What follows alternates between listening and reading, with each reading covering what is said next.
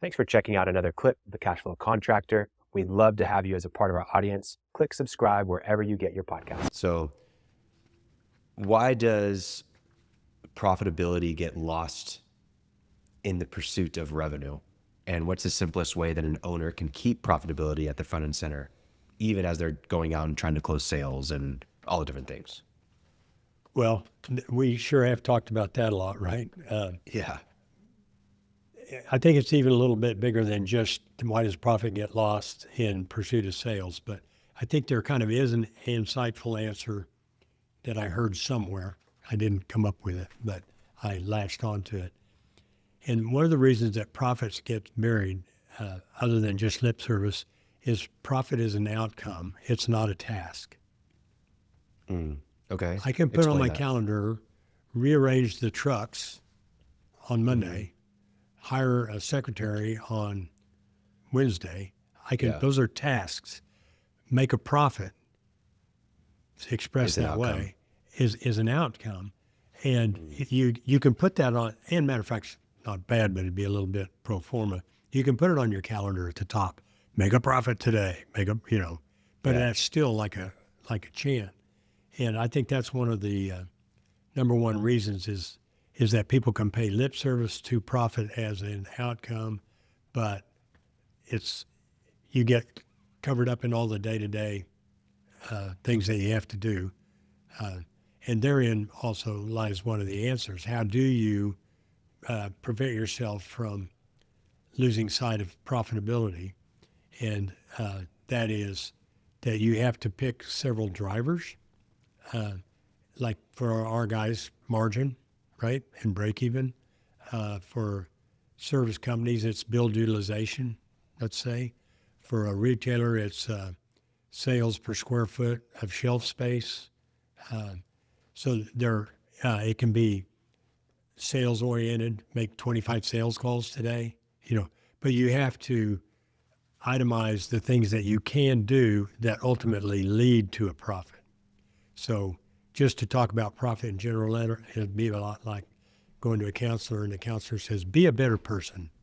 Just do better, right? Yeah. That'll be $100, right? So, yeah, I think you're right. I think I've never thought about it as profit as an outcome, and why it's like there's a layer of abstraction there to get to the profit, obviously. But I think another big reason is it's just not talked about. Right.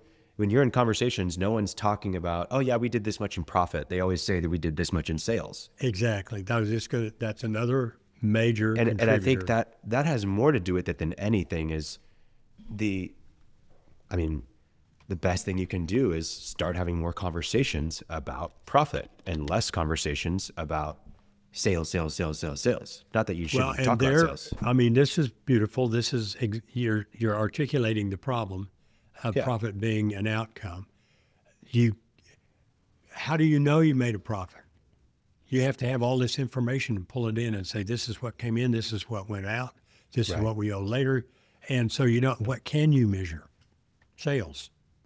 That's either bank deposits or accounts receivable, right? So they tend to, nobody's a bad person in this and nobody's stupid, but they don't know how to measure profit on a daily basis. I can measure sales on a daily basis. Right. It's an objective tool. So people gravitate toward that, but we've talked to an extent about if you're chasing sales, you're chasing the wrong thing. They have to come with profitability, margin, and profit. And then, of course, we always add on the end, you have to be able to convert that profit to cash. So you have to collect it. Well, I think it's a good thing to start just by making sales, right? Like if you're in your first couple of years, grow that sales side, because that's going to allow you to learn, to give you the real experience to improve your service or your product. It's going to allow you to, get more clients, get referrals. It's going to feed everything. But at a certain point, you've got to start focusing on that profit number more and more and more. I'm not saying you don't focus on it at all at the beginning, but if you're over here optimizing for profit and you don't have any sales, well, what's going on, right? So I think you do have to start by closing deals, but you have to be aware that there has to be a switch that you can flip to where you can focus on that profit. Yeah, and well, I agree with what you're saying, but I also say you need to think about profit early on too.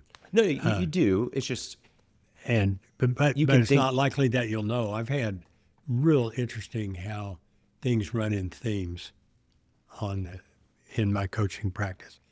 Lots of people either starting or at the point where they're wanting to take their businesses and sell them. yeah, And to have the understanding of what it takes to, if you're starting a business, you do need to focus on sales because you need to know that you have a viable product somebody will buy. exactly. That's half the question. It is. You have to have a viable product that someone will buy that is profitable. At a price that will allow you to survive and thrive in business. And so you have to look at both of those, and early on, it's a matter of figuring that out. And it's kind of fun because you don't really know. Yeah, you don't. Yeah, I just think it's a different approach if you're starting out. So if you've been in business for a while, you understand this very deeply. If you're just getting started, it's like, go get some sales and then you're going to understand it, you know? Right. Yeah. That's one of the things, without going political, it's political without being partisan. But my dad used to always say the thing about a bureaucrat is they've never had to make a sale. There you go. Thanks for checking out a clip from the Cashflow Contractor. We have full episodes where we go deep on topics that help you grow a construction business that runs without you so you can have less stress, more time, more money. Now, we've got other videos, other clips, but if you want to check out the full episode for this clip, you can click wherever our editor put it. It might be here, it might be there, it might be over my face, I don't know. But thank you for checking us out. We'd love to have you as a part of our audience. So subscribe or check out a full episode wherever you get podcasts.